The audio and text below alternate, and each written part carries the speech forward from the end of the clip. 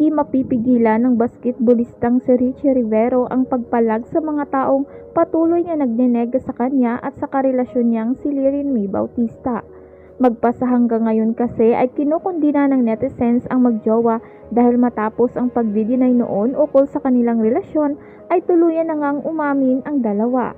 Kaya naman hindi mapigilan ng mga netizens lalo na ng mga taga-suporta ni Andrea ang iba siya Richie dahil tila pinatotohanan lang daw nito ang kanilang hinala noon.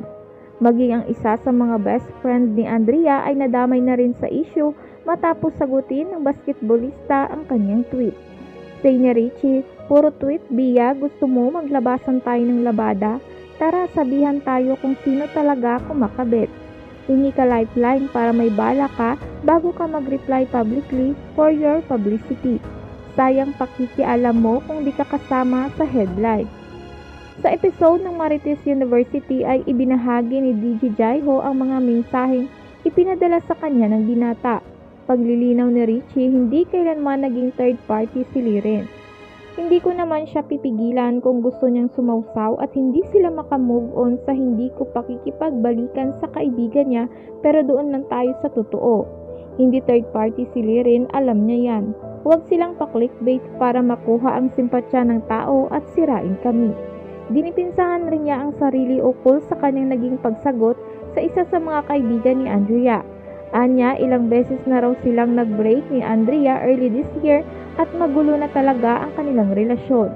Paglalahad pa ni Richie, nakikipagbalikan siya at nung last time May 6, sinabi niya na wala na end na because of the girl na alam naman niya na kasama ng friend ko yun na pumunta doon.